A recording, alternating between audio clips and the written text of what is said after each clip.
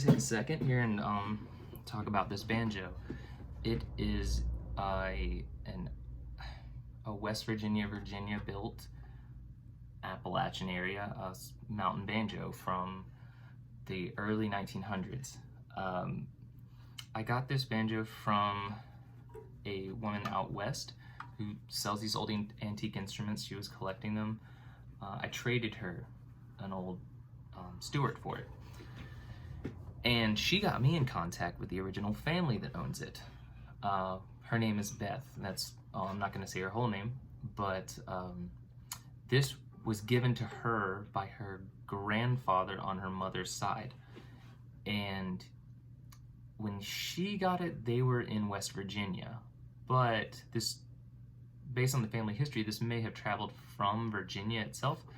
So it originally belonged to her Uncle Cooch, who was a cousin, but I guess they called him uncles. That my family does that too. My dad had a lot of cousins that he called uncles and aunts because they were just so much older than him. And Uncle Cooch ended up giving it to her grandfather.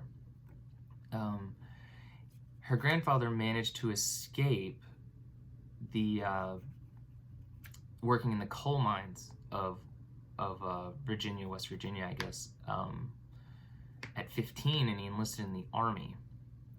And he served in the cavalry during the Spanish-American War and during World War I. After that war, he returned and he became an inspector. Worked for the Pocahontas Mine Company. And according to the original person, Uncle Cooch passed it along to her Paw Paw, her grandfather, when he lost 2.5 fingers in a mining accident. I believe Uncle Cooch was still working in the mine while her grandfather was away at war and escaped the mines.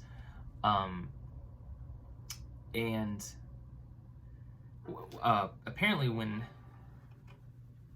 the person I bought it from got it, it was just covered in like coal dust and like the head was split and it was just, really, really old, and I kind of wish she left it that way, but oh well.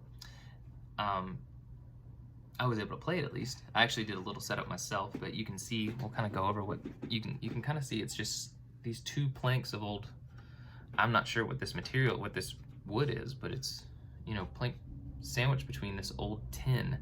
I'm not sure what that tin comes from, but it's this goatskin head. And then it uses this nice little tension setup that someone came up with. I'm guessing Uncle Cooch. And it's got, nice little hand carvings in it.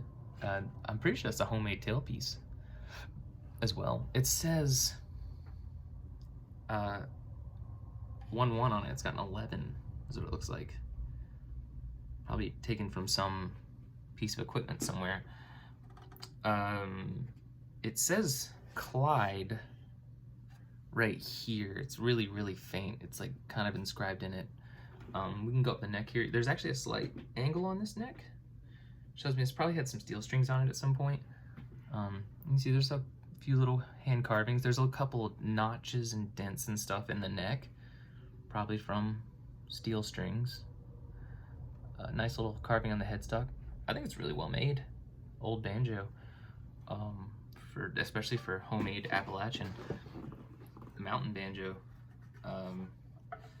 You can kind of tell it's old. I know that people still use square nuts, but they're probably not as readily available today as they were back then.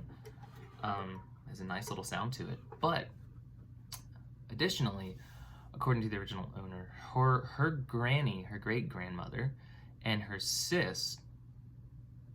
grandmother's sister, which was her grandmother, were prolific guitar players, or quilters, sorry. Apparently a bunch of people in their family did play guitar, fiddle, all that stuff, but Granny, great-grandmother, and her family made a 70-mile trek from Cripple Creek, Virginia, an old dying ironworks town, to Norfolk, West Virginia, which was a burgeoning coal country area. Back at in the late 1800s, they apparently made this 70-mile trek by covered wagon in the late 1880s. And they journeyed over the mountain. It took about 3 weeks. And apparently her cousin, I'm not sure who her is referring to. It may be her mother, her grandmother. But her cousin died in the wreck of Old 97, the song I was just singing. And he's the one who still had his hand on the whistle cord, and he was warning to, he kept pulling it to warn everybody until the whistle burst and he was scalded to death by the steam, as is written in the lyrics. You know, that's a pretty interesting history that would, I guess, be attached to this banjo. Who knows if it's true or not, but it's really cool. I'm not gonna, you know, deny that it's not true. You know, she's done a lot of research on her family history here, so pretty cool, interesting banjo. Virginia, West Virginia, mountain banjo. Turn of the century, possibly. You know, it's definitely early 1900s, like 1910s maybe, according to the story. So I'll even post her transcript of everything that went down, and yeah, just thought it was really interesting, so I'd share. And thanks for checking it out. Yeah, see you again soon.